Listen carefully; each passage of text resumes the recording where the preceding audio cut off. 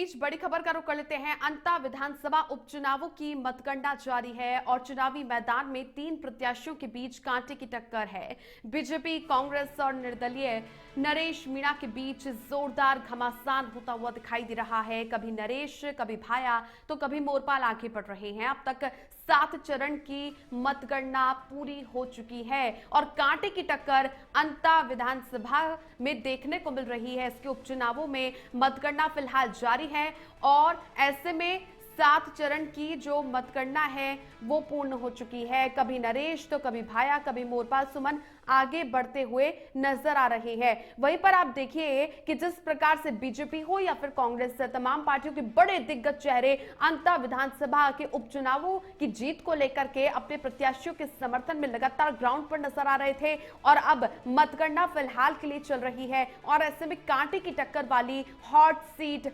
अंता विधानसभा बनती हुई नजर आ रही है। और अब ऐसे में सभी की निगाहें टिकी हुई हैं कि आखिर कौन जीतने वाला है। क्या आखिर मोरपाल सुमन जीतेंगे या फिर कांग्रेस की ओर से प्रमोद जैन भाया आगे रहेंगे या फिर निर्दलीय नरेश मीणा जीत हासिल करेंगे। ये तो देखने की बात होगी कि आगे और जनता का जो समर्थन है वो किससे मिलता हुआ नजर आता है। हालांकि कांटे की टक्कर अंता विधानसभा के उपचुनावों की मतगणना में होती हुई नजर आ रही है। और चलिए अधिक जानकारी के साथ हमारे साथ जुड़ चुके हैं बीजेपी के प्रदेश अध्यक्ष मदन राठौर जी। सर, आपका बहुत स्वागत है इंडिया हाइट में। अंता की विधानसभा के उपचुनावों की मतगणना चल रही है सर, हॉट सीट बनती हुई अंता की ये सीट है, लेकिन क्या लगता है आपको, क्या बीजेपी जीत हासिल कर पाएगी?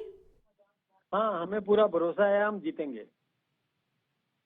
सर, जिस प्रकार से हाड़ौती का ये सबसे बड़ा क्षेत्र है और ऐसे में लगातार मुख्यमंत्री भी वहां पर दौरा कर रहे थे, अपने प्रत्याशी के समर्थन में जनसभा भी उन्होंने की, क्या उसका सर छोड़ पाएंगे जनता के बीच में? हाँ, देखिए, हमको पूरा भरोसा है, हम चुनाव जीतेंगे। सर, हमने देखा कि जिस प्रकार से आपने भी काफी दौरे किए हैं और मोरपाल सुमन के पक्ष में लोगों का भी जो मन में है वो जीत हासिल कर पाए हैं, तो क्या ऐसे में रुझानों में तो तीनों ही आगे बढ़ रहे हैं, क्या बीजेपी पूरी तरीके से जीत कर पाएगी? हाँ, हमको पूरा भरोसा है। देखिए, वैसे तो जनमत है, जनादेश है, जनता को हम अपनी बात रखते हैं और अन्य पार्टियां अपनी अपनी बात रखती है। किस मतदाता को कौन सी बात पसंद आ गई, मतदाता अपने विवेक से निर्णय करता है। तो उसमें अप एंड डाउन्स तो आते ही आते हैं, लेकिन हमको जनता पर पूरा भरोसा है कि हम ये चुनाव जीतेंगे। ठीक है सर, बहुत शुक्रिया आपका। तो ये हमारे साथ जुड़े थे बीजेपी के प्रदेश अध्यक्ष मदन राठौड़, जो कि जिस प्रकार से उन्होंने कहा है कि जनादेश उनके ही पक्ष में रहेगा और बीजेपी के प्रत्याशी मोरपाल सुमन को ही अपना समर्थन देंगे। हालांकि उतार और चढ़ाव राजनीति में देखने को मिलते हैं, लेकिन अभी तक यदि आप देखें तो भारतीय जनता पार्टी की सत्ता में सरकार है, लेकिन अब ऐसे में अंता की जो सीट है हॉट सीट बनती हुई नजर आ रही है। हालांकि वहां पर आप देखेंगे कि वसुंधरा राजे ने काफी जनसभाएं की हैं, दौरे किए हैं, खुद मुख्यमंत्री भजनलाल शर्मा भी मोरपाल सुमन के पक्ष में वसुंधरा राजे के साथ लगातार जनादेश जुटाने की कोशिश में लगे हुए थे। वहीं पर अभी तक 9 चरणों की मतगणना पूर्ण हो चुकी है और अब ऐसे में लगातार जो बीजेपी, कांग्रेस, इसके अलावा जो निर्दलीय है, सभी आगे बढ़ते हुए नजर आ रहे हैं। हालांकि जो कांटे की टक्कर है, निर्दलीय नरेश मीणा आगे बढ़ रहे हैं, तो कहीं पर बीजेपी से मोरपाल सुमन, कहीं पर कांग्रेस से प्रमोद जैन भाया होते हुए नजर आ रहे हैं। तो ये तीनों ही प्रत्याशियों के बीच में कांटे की टक्कर है और अब ऐसे में अंता की विधानसभा के उपचुनावों की मतगणना फिलहाल जारी है। आपको बता दें कि 9 चरण की मतगणना है वो पूर्ण हो चुकी है। इसके बाद में अब देखना होगा कि आखिर यहां पर कौन से प्रत्याशी आगे बढ़ पाते हैं। एक और अपडेट आपको दे दें, 10 चरणों की मतगणना पूर्ण हो चुकी है। नतीजे कुछ ही देर में साफ हो जाएंगे कि आखिर कौन सी पार्टी के प्रत्याशी जीत हासिल करते हैं या फिर निर्दलीय इस चुनावी मैदान का रण जीत पाते हैं।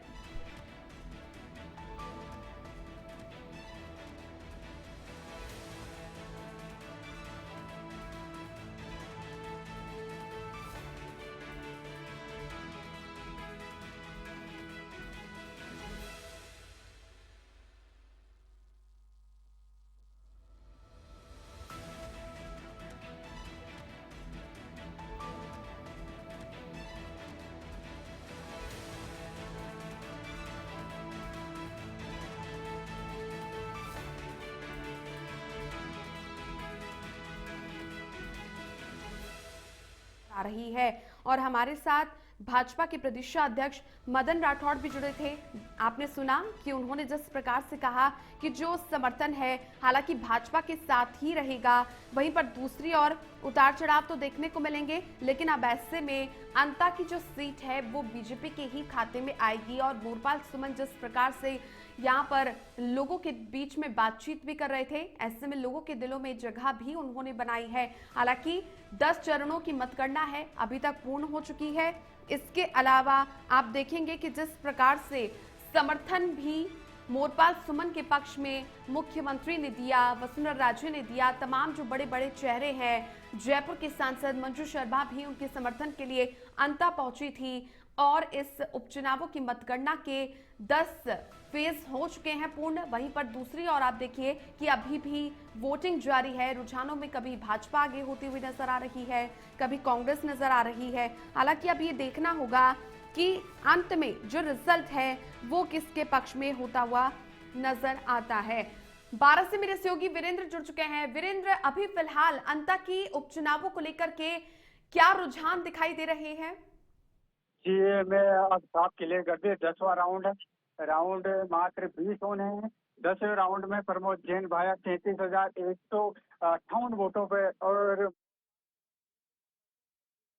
32, और दूसरे नंबर पे नरेश मीणा 25,964 वोटों पे है। तो मुझे लग रहा है भारतीय जनता पार्टी बिल्कुल तीसरे नंबर पे है, नरेश सेकंड पे है और प्रमोद जैन भाया नंबर 1 पे रहेगा और प्रमोद जैन भाया की विजय घोषित होगी। वीरेंद्र, आम जो समर्थक हैं कांग्रेस पार्टी के हो या बीजेपी के, क्या लग रहा है, उनसे क्या बातचीत आपने करी तो उनके द्वारा क्या कहा जा रहा है? जी, बीजेपी द्वारा जहाँ बात की जाए तो यहाँ पर लगातार अंसा और मांगरोल क्षेत्र में जो वसुंधरा का 6 दिन यहाँ दौरा रहा और 6 दिन ये डेरा 2 बार मुख्यमंत्री का मामला रहा, पर लेकिन मुझे लग रहा है कहीं ना विकास का जो काम था भारतीय जनता पार्टी का 18 महीने 2 साल में जो काम नहीं हुआ, इसका ही लोगों ने मतलब बदला लिया है। ताकि जबकि प्रमोद जैन भाया का तो भारतीय जनता पार्टी या निर्दलीय प्रत्याशी भ्रष्टाचारी के आरोप लगा दी थी, पर इस तरह से देखते हुए आम जनता ने कर दिया है कि भ्रष्टाचार कोई भी नहीं है, भ्रष्टाचारी का आरोप लगते रहते हैं, पर प्रमोद जैन भाया ही लोगों का विकास से कराने योग्य है। इसलिए प्रमोद जैन भाया को लोगों ने सबसे ज्यादा वोटों से देकर जिताने की कोशिश की। वीरेंद्र, नरेश मीणा की बात कर ली जाए तो निर्दलीय वो चुनावी मैदान में उतर आए थे और ऐसे में कई वादे भी उनके द्वारा किए गए, हालांकि लग रहा ऐसा रहा है कि लोगों ने उन पर विश्वास नहीं किया।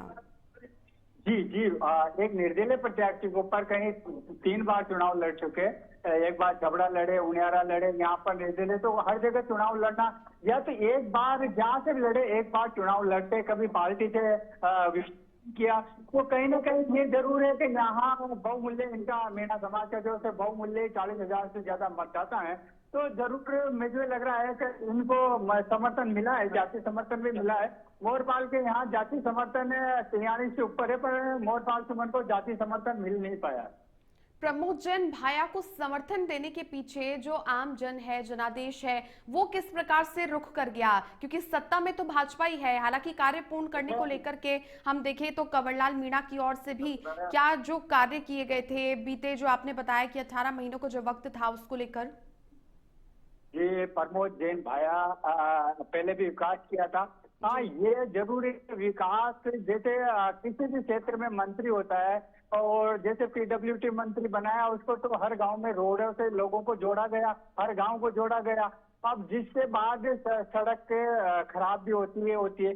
अब दूसरी बार गौ मंत्री रहा तो गौशालाएं भी बनाई गई। अब ये पीडब्ल्यूडी मंत्री नहीं था इस बार, और दूसरी सरकार में तो रोडों के काम नहीं हुए, तो लोगों में थोड़ा सा रोष था।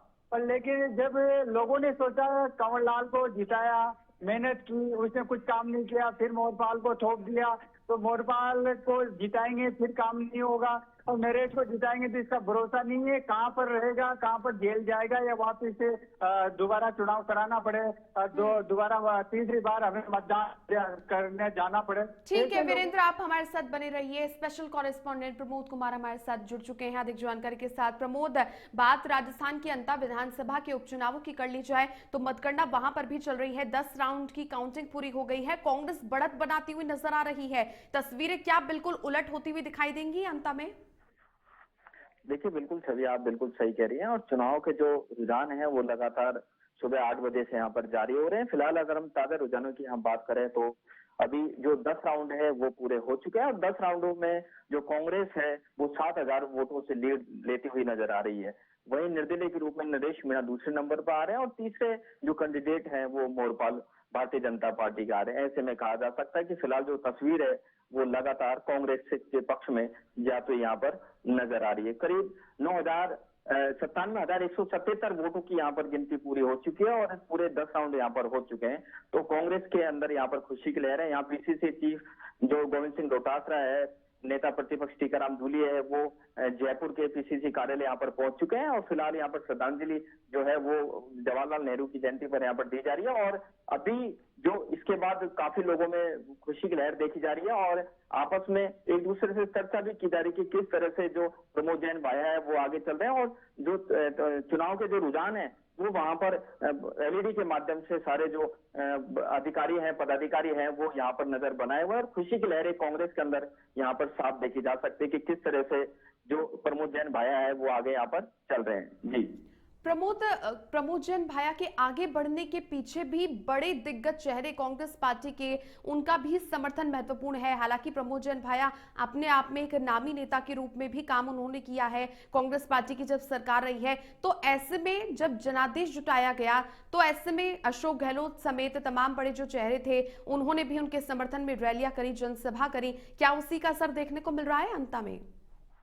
देखिए छवि, आप बिल्कुल सही कह रही हैं। वो गहलोत के सरकार में थे, मंत्री थे, उन्हें जो खनिज है, गौ पालन जो विभाग है वो उन्हें यहाँ पर दिया गया था और 2018 से 2023 तक वो मंत्री, कैबिनेट मंत्री रहे थे। इस दौरान उन्होंने काफी जो कार्य हैं वो 12 के अंदर अंतर्विच से यहाँ पर किए थे और काफी शानदार इनका कार्यकाल रहा था, जिसके चलते इनका जो ये इस बार जो रुझान आ रहे हैं बढ़िया शानदार आ रहे हैं। और खनिज विभाग के अंदर जब ये मंत्री रहे थे तो कई इनने नीतियां और जो सुधारने का काफी प्रयास किया था और लाइसेंस, निगरानी आदि मामलों में भी इन्होंने गंभीरता दिखाई थी कि किस तरह से पहले खनिज विभाग के अंदर भ्रष्टाचार फैला हुआ था, इन्होंने दूर करने का यहाँ पर कार्य किया। वहीं जो इनका निर्वाचन क्षेत्र अंता 12 है, यहाँ पर सड़क निर्माण, शिक्षा है, स्वास्थ्य है, इसके अलावा स्थानीय जो विकास है, वो आधारभूत जो संरचना है वो उन्होंने वहां पर बदली। तो इनका पूरा फायदा यहाँ पर मिल रहा है। दूसरा, आपने कहा कि किन बड़े बड़े नेताओं की वहां पर ज्यादा रैलियां रही जिसके चलते कांग्रेस का रुझान आ गया है। तो मैं आपको बताना चाहूंगा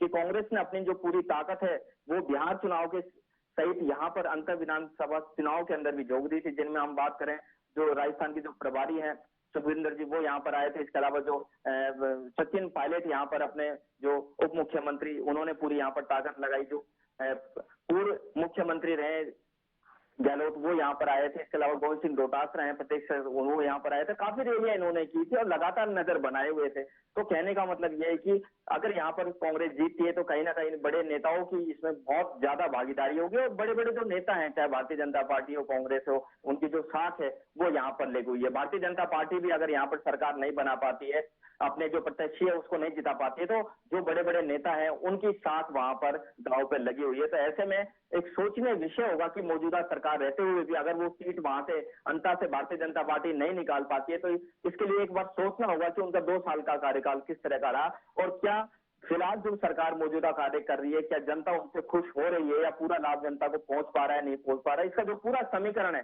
2 साल का जो है अंतर सीट से यहाँ पर निकलने आ पाएगा। जी प्रमोद, बात कर ली जाए प्रदेश के कांग्रेस मुख्यालय की तो ऐसे में सभी की निगाहें भी टीवी स्क्रीन चला रखी होगी, तो ऐसे में सभी रुझान भी देख रहे होंगे। मतगणना जिस प्रकार से 10 फेज में पूर्ण हो चुकी है, इसको लेकर के भी जिस प्रकार से नरेश पीछे चल रहे हैं, मोरपाल सुमन पीछे हो गए हैं, तो अब कांग्रेस आगे हो गई है। तो क्या खुशी की लहर भी उनके चेहरों पर नजर आ रही है कांग्रेस के कार्यकर्ताओं में? देखिए ये साफ देखा जा रहा है। अभी हमने आपको बताया कि विधानसभा जो उपचुनाव 10 राउंड यहाँ पर पूरे हो चुके हैं, जिस हिसाब से कांग्रेस के जो प्रमोद जैन भाया वो लीड बनाए हुए हैं, और जो निर्दलीय है नरेश मीणा वो भाया से करीब 7,194 वोटों से पीछे, यानी सेकंड नंबर पर जो है वो यहाँ पर ये नरेश मीणा आ रहे हैं। तो लगातार जो है कांग्रेस के जो प्रमोद जैन भाया है वो लगातार अपनी स्थिति बनाए हुए और आगे बढ़ रहे हैं, और पीसीसी यहाँ कार्यालय पर खुशी की लहर है। जो बड़े पदाधिकारी है वो यहाँ पीसीसी कार्यालय पर आ रहे हैं और टीवी स्क्रीन पर रुझान यहाँ पर देख रहे हैं, एक दूसरे से चर्चा कर रहे हैं कि किस तरह से उन्होंने बाजी मार ली एक तरह से, क्योंकि काफी आगे चल रहे हैं प्रमोद जैन भाया, और किस तरह से भारतीय जनता पार्टी ने यहाँ पर जो वादे किए थे उन वादों पर खरे उतरते हुए यहाँ पर जो कार्यकाल है वो यहाँ पर नजर आया नहीं। कंवर लाल जो पहले यहाँ के विधायक रहे हैं, तो इस तरह से ऐसे जो रुझान आ रहा है वो कांग्रेस के पक्ष में यहाँ पर रुझान आ रहा है, काफी शानदार ये रुझान यहाँ पर आ रहा है। यहाँ पूरे कार्यालय में खुशी की लहर है। छोटे से छोटा बड़े जो कार्यकर्ता है वो यहाँ पर जो पदाधिकारी उनसे बात कर रहे हैं कि किस तरह का रुझान आया, और जो ये तस्वीर जो सामने आ रही है इससे ऐसा लगता है कि छोटा सा जो सिपाही है, बूथ लेवल का जो सिपाही है, उससे भी यहाँ पर ताकत बिल्कुल शानदार रही है। ठीक है प्रमोद, आप नजर बनाए रखिए, आप हमारे साथ जुड़े रहिए। अधिक जानकारी के लिए deputy news editor Avanindra Mishra जुड़ चुके हैं। अवनिंद्र, अंता की विधानसभा सीट के उपचुनावों की बात कर ली जाए तो अब कांग्रेस पार्टी बढ़त बनाती हुई दिखाई दे रही है, और जो सत्ता में बैठे हुए भाजपा की पार्टी है अब उनके प्रत्याशी तीसरे नंबर पर आ चुके हैं। जी, जैसे अभी मतगणना का जो हमारे को रुझान दिख रहे हैं, जाहिर तौर पर भाजपा के लिए ये सोचने का विषय है, क्योंकि अभी 8 राउंड से अधिक जो है मतगणना हो चुकी है, और ऐसे में भी अगर भाजपा के जो प्रत्याशी, क्योंकि जाहिर मुकाबला जो था वह 2 प्रत्याशियों के बीच माना जा रहा था, वह था कांग्रेस और भाजपा के प्रत्याशी, क्योंकि दोनों जो है बड़ी पार्टी है और दोनों का वहां पर लंबे समय से एक नेटवर्क रहा है। तो ऐसे में उसके बाद वहीं पे नरेश मीणा एक थर्ड फैक्टर जैसे उभरते हैं, और अभी तक हम देखते हैं दूसरे नंबर पर रहे हैं। हालांकि यहाँ पर भी ये देखने वाली बात होगी कि अब तक किन बूथ से जो है मतपेटियां खुली हैं, क्योंकि अब जब ग्रामीण क्षेत्र की बात करें और आंता की बात करें तो वह एक नगरीय क्षेत्र का है, वहाँ पे ग्रामीण आबादी ज्यादा है, और ग्रामीण आबादी में जैसा हम देखते हैं कि एक समुदाय के खास के गांव होते हैं, एक हर गांव में किसी समुदाय या एक कहें कि हम किसी भी जाति के जो होते हैं अधिक वोट होते हैं, और ऐसे में एक अगर उन वोटों को कंसोलिडेट कर लिया जाए तो वह एक तरफा वोटिंग वहां पर होती है, और ऐसा कि कुछ अंता में भी देखने मिल रहा है। वहीं नरेश मीणा की हम बात करें तो उन्होंने बड़ा एक इंटरेस्टिंग वो सोशल इंजीनियरिंग का काम किया था। वह राजेंद्र गूढ़ा को भी ले आते हैं, हनुमान बेनीवाल को भी ले आते हैं, और ये तीनों जो हैं, नरेश मीणा को जो कि दलित समाज से आते हैं, राजेंद्र गूढ़ा जो राजपूत समाज से आते हैं, और वहीं हनुमान बेनीवाल जो जाट समुदाय से आते हैं, 3 बड़ी समुदायों को प्रतिनिधित्व करते हुए।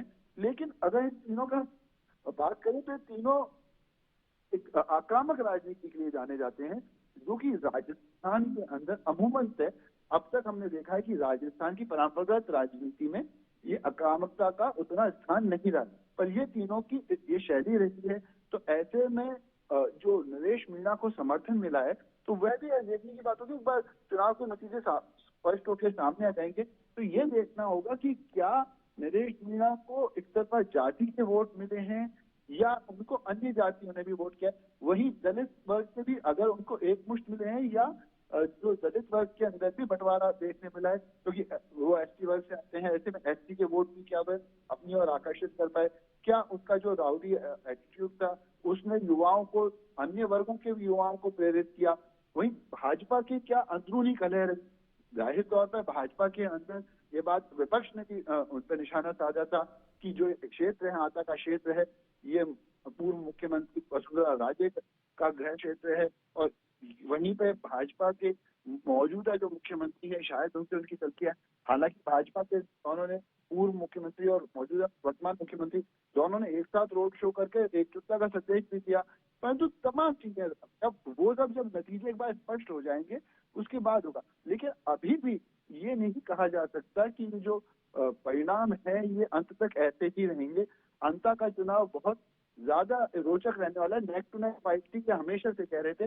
प्रमोद जैन भाया के पास एक एडवांटेज थी, ये भी माना जा रहा था, क्योंकि कहीं ना कहीं जो नरेश मीणा का एग्रेशन था, भले ही नरेश मीणा कांग्रेस से बागी होकर चुनाव मैदान में कूदे, लेकिन क्योंकि उनका एग्रेशन था वो प्रमोद जैन भाया के विरुद्ध अधिक था।